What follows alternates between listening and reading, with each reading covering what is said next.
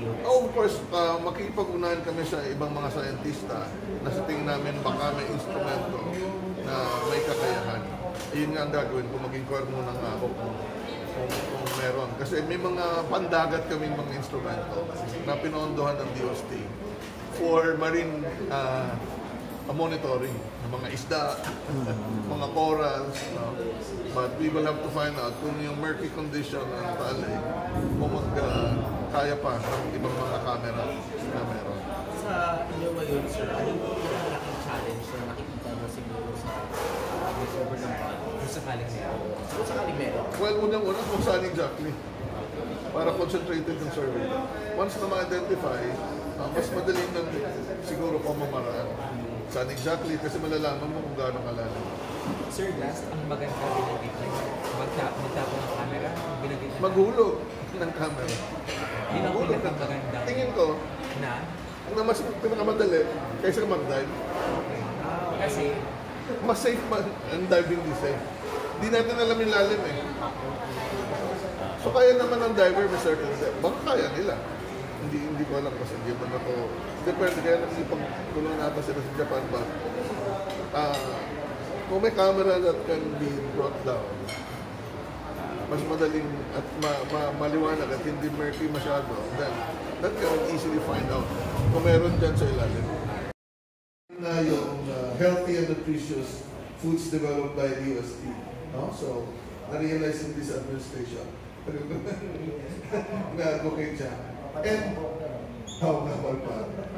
and yung aming mga licensee, yun ang nagsusupply sa kanila. Kasi importante po na masigurado namin na yung kanilang produkto ay ayon doon sa requirement at makakatanggap ng di kalidad na produkto naman ang DSWD. And that is one. Now, yung coordination ng pag-usap kami ni Secrex Carote, tinatanong niya sa akin, ano ba mangyari sa taon na yun? Dadami ko yung pag-use. Sabi ko, more or less pareho, pero hindi mas matindi ka sa last year kasi lagi niya last year. So yung ganoong level of coordination sa mid-level, sa top level, nag-uusap po kami kasi they need to anticipate ilan ang kailangan nilang i-prepare na food pack. Hindi lang doon sa papakain sa mga na-evacuees, pati doon sa nade-delay sa mga pier. No? Kailangan pakainin. And they need to anticipate. Hindi naman sila pwedeng mag-order lang ng sobra-sobra. Maging sayang kayo. So that's why coordination is very important. If I may add as well, sa NDMC po, of course, nag-uusap-usap din po ang iba't ibang mga ahensya ng pamahalaan na miyembro po nito. Halimbawa lang po sa response cluster na kung saan vice chairperson na ang DSWD, we regularly hold meetings. Lalo-lalo na kung meron po tayong mga ina-anticipate na mga sama ng panahon o iba po mga inuunat na po na maaaring magiging epekto ng halimbawa, yung sa Canlaon, na kung saan meron na po tayong task force Canlaon. So, what we wanted to emphasize lang here is, yes, there is interoperability amongst these government agencies and coordination has been strengthened further to ensure immediate action to disaster-affected communities.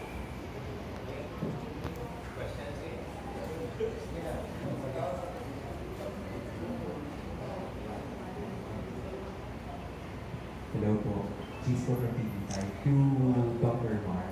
Sir, you mentioned earlier, for the rest of the year, after umexit ni PC, we're expecting 10 hanggang 18 bagyo until matapos yung taon.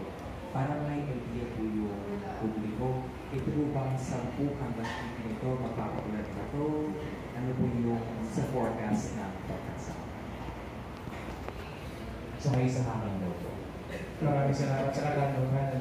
Katulad po nung na-mention kanina ni Secretary, no, as compared to last year, hindi siya kasing lala. No? Unlike last year kasi October to November, isang buwan lang ito ay 6 na sunod-sunod na bagyo. Actually, typhoon and super typhoon pa rin yung categories. But for this year, we're not expecting like that naman. No? Pero of course, dahil may bagyo, may dala-dalang ulan ng mga bagyo. No? At saka, bukod doon, siyempre may dala rin itong malakas na hangin. So, of course, hindi natin isinasama walang bahala, ano, na baka mamaya maging kampante ng ating mga kababayan na, teka, hindi naman pala kasing lala no nakaraan, so maging complacent na sila. Of course, kapag ka merong nasa development phase pa lang siya, or even, as I mentioned earlier, no, 2 weeks before nga na magkaroon ng tropical cyclone development, ay ini-inform na natin ang ating mga kababayan gamit yung ating TCP potential forecast. So, tungkol sa gano'n, mapaghandaan, no, ahead of time. Sir, tama po, no? Hindi kasi lakas gaya ng last year ng mga bagyo. Hindi ganun yung inaasahan natin. Kasi last year is La Nina, as mentioned earlier by Secretary Solido. Kapag La Nina kasi yung surrounding waters natin, near the Philippines ay warmer yung kanyang sea surface temperature and fuel ito, of course, ng tropical cyclones. Baka lang, on the average, hindi. Kasi nga, La Nina. Pero sabi nga ni Dr. Mar, huwag mong sabihin na walang lulusot na malakas dyan. But on the average, ang ating comparison. Sir, to set Solido, you mentioned in an interview 2 years ago, sorry sir, yun kung ang Pilipinas ay daan ng bagyo because part tayo ng Western Pacific at yung cyclone belt. Sir, can you expand on that please in layman's terms? Okay. Yung Pacific Ring of Fire, ibig sabihin, madalas lindolin, may pagsabog ng vulkan, and consequently, pwedeng magka-tsunami dahil sa lindol. Yan yung cause ng part ng Pacific Ring of Fire. Yung typhoon belt naman, ang mga bagyo ay nabubuo ay karamihan sa Dagat Pasipiko o Philippine Sea, nasa kanan natin, o di kaya ay sa West Philippine South China Sea area. So, kapag ang bagyo ay mas malapit sa equator, kadalasan tatama sa atin. So, by near position ng Pilipinas, talagang daanan tayo ng mga bagyo at by location ay yung mga lindol, pagsabog ng vulkan. So, talagang kung isipin natin, dapat asahan na natin ang mangyayari dito sa ating bansa. Pero, para lang maintindihan din, kung walang mga lindol, yung mga white beach natin po konti. Kasi yan mga beaches natin ay napapangat dahil sa lindol. No? So yun yung siguro, nung unang panahon, that's an evidence na para sa mga tao na meron mga malalakas na lindol. Doon sa Western Luzon, yung mga area dyan yung parang steps. That means na uplifted parati ng lindol, like sa Whole Island. So, Panglao, Chocolate Hills. Yeah. Tapos last po, to ASEC yung Lao. Ma'am, tama ko na for example na yung pag-repossession ng mga family food tax strategic sa mas marami ba dun sa mga lugar na baka paano na? Tama ka dyan. Yung pag-reposition natin ng mga family food packs and non-food items ay strategically being done dahil in-identify natin yung mga lugar na madalas po na maapektuhan ng iba't ibang mga kalamidad, yung mga sinatawag po natin na disaster prone. Under the buong bansahan na program kasi, we have targeted or we are focused our interventions to these areas that are hazard prone. But nga po, because of the anticipated effects of climate change, which might exacerbate the current disasters or situations that we are facing and might increase nga po the frequency and the intensity of these disasters ay nag-identify at naglagay din tayo ng iba pang mga warehouses sa iba't ibang panig po ng ating bansa. Thank you po. Nico Arcoa from JMA. Siguro dikit-dikit na lang din po ito mga tanong kasi nga importante sa atin kung saan dadalhin yung mga items sa ating food packs natin. Last year po yung sunod-sunod na mga October to 2nd week of November. Lahat po yung norte because of the absence of anihan. Pero din po ba this year, yung sakali man na pagkasunod-sunod po yung may absence of anihan po this year at late na po kasi last year. As mentioned earlier, hindi naman natin inaasahan for this year na ganun ka-grabe. Pero again, yung forecast natin ng bilang ng mga bagyo, sabi pa rin, actually 2 to 3, 2 to 4 around those months, no? October, November, na mga buwan. And ang inaasahan kasi natin, no, kapag latter part ng year, kapag yung Northeast Monsoon ay nandun na, more on dito dapat siya sa gawin ng Visayas, Mindanao na maapektuhan. Pero that time, no, last year, hindi nga masyado malakas yung amihan. And that's why hindi masyado more on sa northern part ng Philippines yung naapektuhan lugar natin. For this year, dahil na nasa neutral condition tayo, roughly hindi masyadong maapektuhan even itong Northeast Monsoon and Southwest Monsoon. So roughly, even sa forecast natin ng mga ulan ay nasa near normal ang ating inaasahang mga ulan around those months. But again, kapag may bagyo, minsan kasi kapag ang computation ng normal na ulan ay nasa isang buong buwan, roughly normal nga yung magiging condition niya. Pero kapag may bagyo kasi, it's just a matter of few days, minsan re-reach niya kaagad yung normal na amount ng ulan na inaasahan for a particular month. And sometimes nag-i-exceed pa. So that's why, as I mentioned earlier, yung earlier na preparations natin ay nandoon, even na meron naman na tayo mga different forecast products, kasama na doon yung 2 weeks before the event ay meron na tayo binibigyan ng information kakaagad. Hindi mo kayo forecast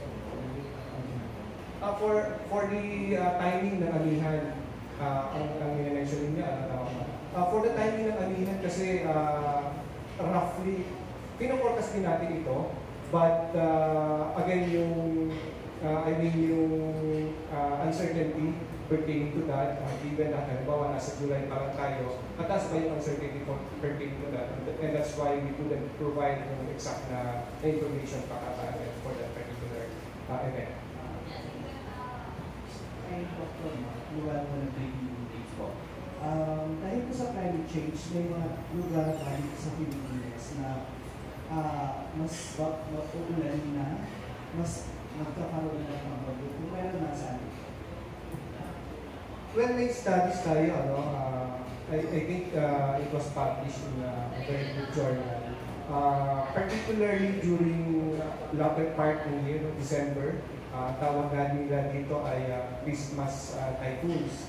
So, there were observations na nag-i-increase yung mga tropical cyclones dito sa southern part ng Philippines, particularly sa Mindanao and southern part ng Visayas areas. So, those are the identified areas na nag-i-increase yung mga tropical cyclones.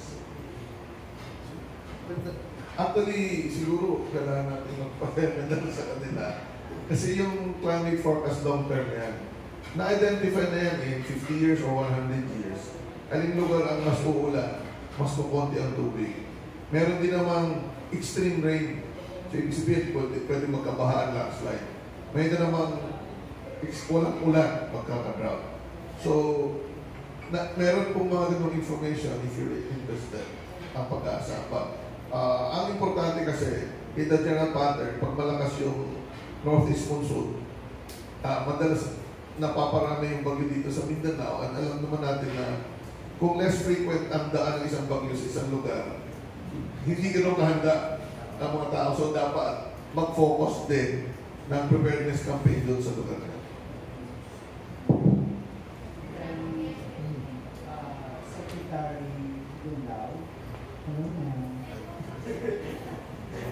Secretary Lunao, 20 pesos rice para sa walang gutom program. Di ba papatupad na siya next month? Meron na po bang guidelines tayo? At iba pa ba ito sa P20 program? Nandito. Well, ang ating pong mga mahihirap at mga kabilang sa vulnerable sector, lalo-lalo na po yung mga elderly, yung mga beneficiaries natin, na naman kami mabilang program, ay maaari po makapag-avail ng 20 pesos rice. In fact, nangyayari na po yan, kinakailangan lamang po na magtungo sila sa mga kadiwa outlets and ipresenta po yung kanilang workers ID o yung mga solitary ID, person with disability ID, yung pong kanilang senior citizen ID para po maka-avail po nito because the government is making sure na yung kung mga kabilang nga po sa mga mahirap and vulnerable sectors ay maka-avail po nitong serbisyo mula sa ating pong pamahalaan. But for the Walang Lutong program, meron po tayong launching sa Lunes na kung saan yung kung mga walang lutong beneficiaries natin ay maaari na pong makabili ng 20 pesos rice sapagkat meron po tayong engagement with the Department of Agriculture na titiyak po yung supply nga po ng 20 pesos rice sa ating pong mga merchants, accredited merchants that are supplying the food for our Walang Lutong program beneficiaries.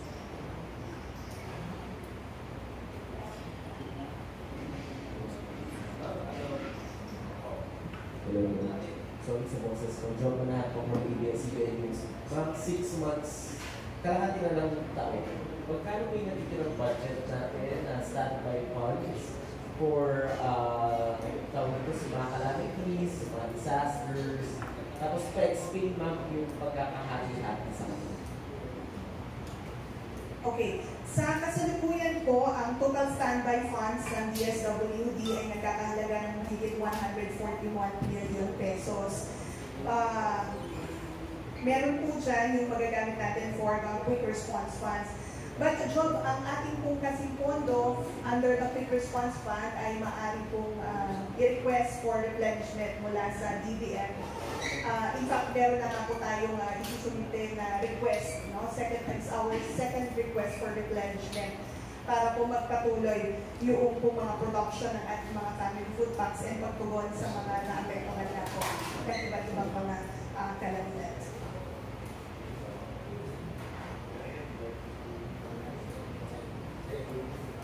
Ay, magkano po yung second request? For replenishment, magkano po yung request? I'll have to check how much is the total request, but usually kasi kapag ang aming pong quick response fund ay umaabot na sa 50% yung aming pong obligation, we're able to request for replenishment already. And then idagdag ko lang, Job, no? Ang bawat field offices po namin, we have 16 field offices, meron po silang 3 million standby funds. Now, aside from the family food packs and non-food items that are prepositioned, meron po tayong standby funds na 3 billion na again, it's also subject to replenishment once makapagsumite po sila ng request sa aming pong central office. Clarification lang ba? Clarification lang ba? Yung 141 million pesos, pareho na itong non-food at food items? Itong 141 million standby funds lang po ito. Iba po yung ating stockpile. Yung stockpile, binubuo yan ng family food packs and other food items. So, ang total standby funds and stockpile nagkakahalaga ng mahigit 3 billion pesos. Kasi nakasama na dyan yung halaga noong mga family food packs and non-food items na nakapreposition na sa iba't ibang panig po ng ating bansa. Yung 141 million, ano po yan? Standby funds. To Secretary Solido. Sir, a different topic. Pero we came across this story. Parang baka daw po hindi na ma-recover yung pagbangkay doon sa missing sa mga sa Taal Lake. Dahil nga daw po doon sa presence sa mga bacteria, everything plus yung I don't know kung may issue ng acidity doon. And at the same time, Secretary, sinabi po ni Secretary Ramulla na humihingi na rin sila ng tulong sa Japan for technical divers. Humihingi po ba na tulong yung J sa DOST para sa any equipment sa side of DOST? Maybe you can talk about that. Hindi pa sa DOST, but they're talking to, I think, Mines and Geoscience Bureau. Kasi ang may equipment, yung sonar, yung sounding so that you can look at variation in depth. Meron din po sila. Dahil nag-aaral din kami sa Taal Lake, meron din ang Seafox. Pero so far sa NGB po sila nilipag-usap. Ano ba ilalim ng Taal? Yung likelihood, Secretary, na makahanap pa yung bodies na missing sa Bongeros. You're an expert sa... Kasi yung titingnan mo ay katawan eh. So gano'ng kalaki yung image at ang kailangan kasi dyan pag may equipment na iba siguro baka, pero kung sonar, dapat mag-bounce kasi yung signal doon sa body. Kasi pwedeng bangka makita kung may bangka doon. So, depende. Kung nag-kumpul sila, pwede. Depende nga. Atrasan ko lang konti, sir. Kasi yung taalig mismo, isa pantera. Yes. So, expertise niyan, volcanologist kayo. So, ano ba yung nasa ilalim mo na ng tubig? Kasi, marami naman dito nakakarating sa taalig, nakakaboting. Bakit madilim ang ilalim ng tubig ng taalig? Malalim kasi yung lake, mahigit 100 meters siya sa deepest part, kung saan may crater. So, depende yan kung saan. And then, yung organic matter kasi, na lumulubog, siyempre lumulubog man, hindi mo makapenetrate din yung sunlight, kaya madilim. Pero ang kagandahan dyan sa lake, pag marami organic matter, reducing environment. Big sabihin pag reducing environment, baka hindi mag-decompose ka agad. No? So kung hindi isa yun, sa history, yung taalig, what is now taalig, dati yan, maalat na tubig. Yes, dahil ang Balayan Bay ay connected sa... Kaya natanong ko po sa inyo, kasi nakakapanood din kami ng mga pelikula, kay taalig halimbawa, na-preserve daw yung particulate matters sa kapag malamig at may alat. Iba ng tubig doon sa taalig, hindi na maalat, almost fresh water na. So ano ba ito sa decomposition? Anong epekto nito as a scientist na Joa? Hindi, kasi nadidecompose ang tao na oxidize. Yung mga dahon lang, pag may oxygen, madaling ma-decompose siya. Pero pag naubos na yung oxygen sa ilalim, hindi masyadong nadidecompose. So may possibility na yung mga buto? Ang buto hindi ma-decompose. So makikita yung buto? Okay. Halimbawa po, sinimulate natin. Kung may maglabas ng buto ng kamag-anak na namatay 10 years ago, pwede bang paulumin yun lang sa dahil ko, dito ko nakuha ito. Pero mga science na malalaman, kung yung buto, kung ano mang na-recover, ay nanduro na 3 years ago, 4 years ago, o kaya naging 5 taon na pala sa cemetery. Pwede. So forensics na, kung may mga ang ngipin, madaling ma-identify. So forensics na yan. Kaya naman nila yan. Ito yung science reporter na sabi.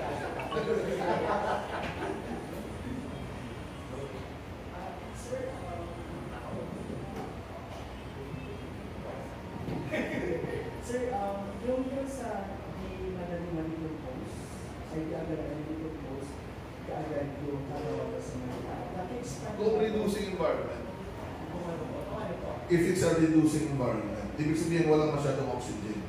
So hindi natin alam kung yung pinaglubugan mababaw, baka yung condition doon is madaling ma-decompose. No? Pero yung ibang example lang, di ba minsan nagkakaroon ng pagkamatay ng mga isda dyan sa tali? Fish scales. Kasi minsan nagto-turn over yung tubig sa ilalim, umaangat. At yun ay walang masyadong oxygen. Kasi reducing environment na. At reducing environment siya kasi sa dami ng mga lumulubog dyan ng mga dahon, mga feeds, nauubos yung oxygen dahil dinidecompose yung mga organic matter. So kung ganun yung condition doon, sa pinakailalim, kung napunta doon, magiging reducing environment, mahirap mag-decompose. So depende yan kung saan lokasyon. Sir, follow-up lang. Tama po bang i-report na yung posibilidad na ma-recover yung mga bangkay ay depende sa pinaglibingan nila doon sa tayo? Tama po ba? Well, sinasabi ko lang yung whether the area is reducing or oxidizing. Sir, we must Ayun nga. I-explain ko muna sa iyo bago mo ilay mo na yun. Yung oxidizing, pag oxidizing, kaya dito, sa lupa, pag iwan mo yung dahon dyan, madidecompose yan with time kasi may air ka pa. Ibig sabihin may oxygen. Pag wala ka ng oxygen, di mo na ma-decompose. Ma-preserve. So, depende yan sa lokasyon. Para kung maniwala Kaya lang, huwag tayo masyadong mag-speculate about it. Kasi may pwedeng ma-recover kung talagang may ginapon. Kung na yun. Ayaw ko kasi magkamali ang ang interpretapya ko. Kayo po scientist, ako hindi scientist. Tama po kung pagkakaunawa ko sa paliwanag ninyo about oxidation. Yung oxidation, sa Tagalog siguro, ay pagkabulok. Yes. Ang pagkabulok ng isang bagay, ng isang matter, ay nakasalalay sa presensya ng oxygen. Ngayon, kahit kung malalim siya, nasa malalim na lugar, nakukunti ang oxygen, natagdagutan ng maraming bagay, ng maraming matter na pwedeng mabulok, na-consume yung oxygen. So, sa pangyayari yun, bumagal ang proseso ng pagkabulok ng matter. Pero, hindi naman natin na 100% walang oxygen. Yes. Mahirap magsabi. Kahit wala pa pong pag-aaral. Wala pang pag-aaral. O saan? Follow-up lang doon. Regardless kung yung pinagkakulan, kung may tinapon na, oxidizing posible po bang may makita pa rin buto? Ay, yung buto walang pakialam ng decomposition doon. So, Ang laman ang nabubulong laman. ito lang makikita. And normally po sa taalig, hindi rin parehas. Yes, depende yan kung saan. Kung mababaw, di siyempre, may air ka pa. Kaya, Teka, kayo po ba sa pag-aaral sa tali, may nakakuha bangkay? Wala. hindi naman kami naghahanap ng bangkay sa tali. Ang aming trabaho ay inaalam namin ang lalim ng tubig. Alam ko, makakalusog eh. Good morning po, Bob.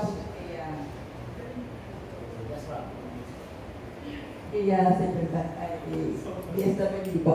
Meron po ba tayo ngayong mga long-term program para sa mga mahihirap gaya ng solo parent, DWD at saka isa.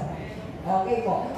Yung po ating programa ng assistance po ba ay may karagdagan pa to or ano pa po ba ng programa? Gaya ko ng paulit-ulit natin sinasabi, ang DSWD may first name yan at may last name.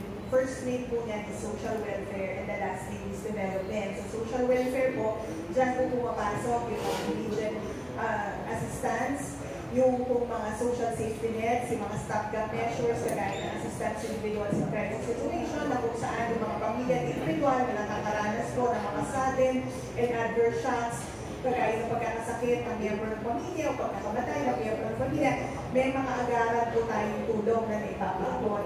But sa last thing po natin na development, marami po tayong mga developmental programs, mga sustainable solutions para po mas ma-improve yung level of well-being ng mga mahihirap nating mga kababayan.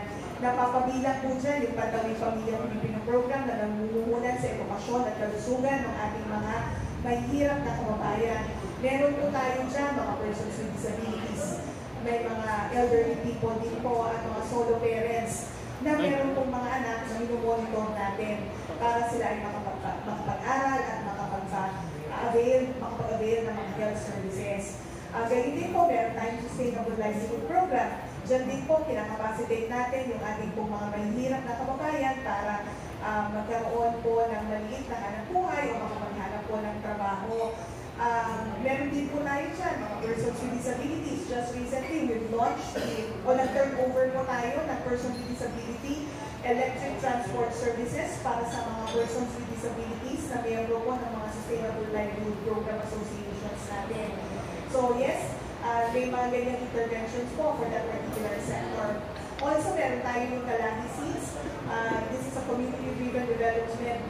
This program uses community-driven development approach na kung saan na-empower din natin ang ating mga mahirap na mga kababayan in poor communities para magkaroon ng mga proyekto, mapasama sila sa pagpaplano, pag-budget, pag-execute o pag-implement ng mga iba't ibang mga programa that will address the specific needs of that community. Meron din po tayo dyan, mga community volunteers, mga program beneficiaries na kabilang sa sektor ng indigenous peoples, mga persons with disabilities, mga solo parents. Meron din po ibang mga programa na ipinapatuupad for each sector. Ang napakahalaga po dyan ay lumapit po sila sa pinakamalapit na tanggapan ng DSWD so that our staff would be able to assist them, i-assess po at makita kung ano yung kanila po mga pangangailangan, and then we could identify the appropriate intervention or program para po sa kanila. Thank you so much, ma'am. Para po kay DOST, sir, may paano po ba ang DOST na pala kasi ng mga research collaboration sa mga international disaster agency? Yes, in fact, patuloy naman yan. Kagagaling lang namin niya si Kyrene sa Geneva, first week of June.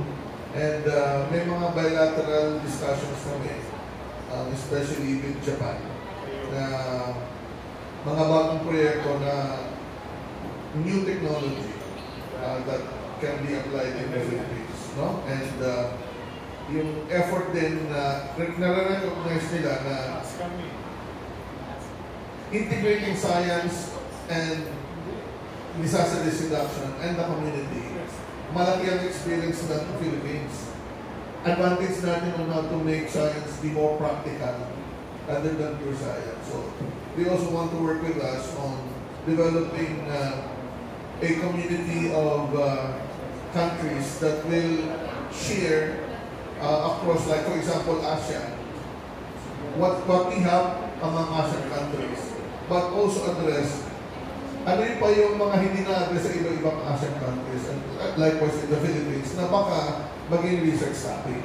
And actually, I have proposed that sa recent Ministerial Science Technology Innovation meeting sa Jakarta, that we want to revive our proposal to have an ASEAN platform for science, technology, and innovation for disaster and climate resilience.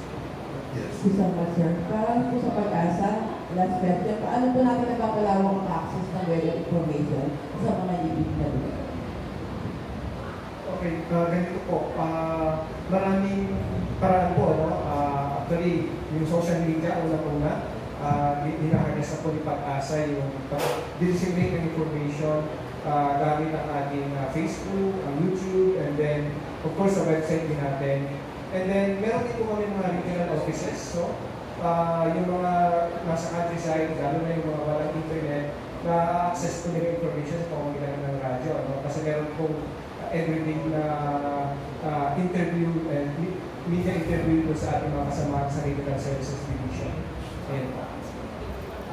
Sir, yung naalala ko, marami yung sensors na nilagay, remote sensors. Ang problema mo, ninanakaw eh. Ngayon, hindi na nananakaw. Kasi Hindi na.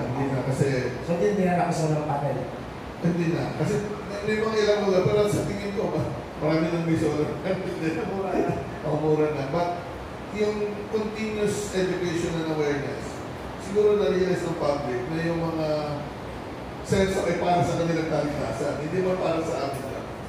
And sa hanay ng Pag-asa at Feebox, patuloy po mag-modernize sila. Kasi may mga makabagong instrumento po na kailangan palitan yung mga existing instrument. So DOST will be supporting this. At marami kaming pag-uusap led by DOST paano pa matulungan at madagdagan ng mga sensor both ng Pag-asa at Feebox. Idagdag ko lamang dun sa katanungan kanina. Gusto ko kasing ulitin yung nabanggit ko kanina, yung local adaptation to water access and irrigation sufficiency, nutritious harvest for the impoverished. Isa nga po kasi ito doon sa mga programa that also capacitates the vulnerable sector who are prone to various hazards or disasters, kagaya nga po ng mga indigenous peoples, mga solo parents, persons with disabilities. Ang mga tinuturuan po natin sila, ini-empower by providing them the right information. Actually, yung kaalaman ng climate change, ni-explain din po natin sa kanila, and then tinuturuan din po natin sila paano po ba i-address yung mga iba't-ibang mga epekto nito. Lalo nga po sa kanilang lugar na madalas po apektuhan ng iba't-ibang mga disasters. So tinuturuan natin sila, may training po yan, may cash for training, and then there's also cash for work.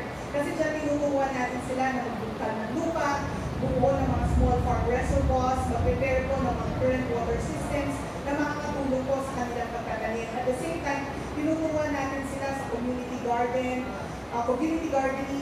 para makabuo sila ng kanilang pong mga source ng makakain.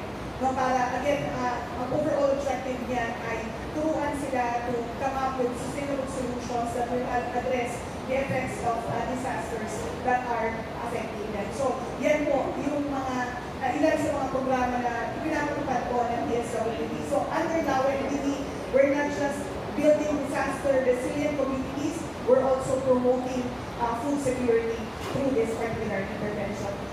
Again, and sa lahat po ng ating mga ako po muna ay magpapaalam. There's another program that I need to go to. So maraming salamat po sa pag-imbita sa DSWD. And sa lahat po ng mga kaibigan natin sa media, maraming salamat po sa patuloy na tiwala at suporta. Magandang umaga. Sige, last question na lang. For DSWD po sana. The last time we covered DSWD po. Salamat sa kalam. Nasabi niyo po na 10,000 yung street dwellers na in-approach niyo, pero 5,000 lang yung sumama sa inyo. May update na po ba on that number? At saka ano po yung gagawin natin ngayon for street dwellers na tag-ulan po? Yeah, actually may dashboard tayo. I think I could, maybe I could send to you the link, ID, dun sa dashboard so that you could see ilan na po yung tulungan natin under the pag-abot program at ilan po yung currently profile.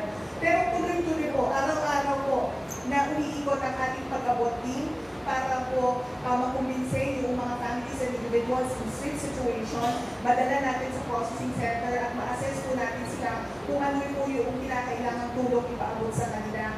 Tama po yung nabanggit nyo, ngayong tag-ulan, marami po tayong mga kababayan talaga na pinupuntahan sa mga ilalim ng tulay at kinukonvince po ng ating mga pag-abot staff na sumama po sa DSWD at i-explain po sa kanila yung iba't ibang mga panganib na maaari po nilang kaharapin kapag manatili sila doon sa mga lugar na tinitirhan po nila.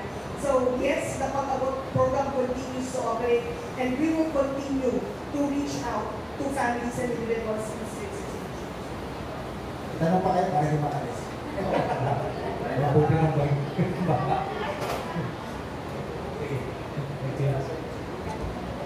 On that note, we'd like to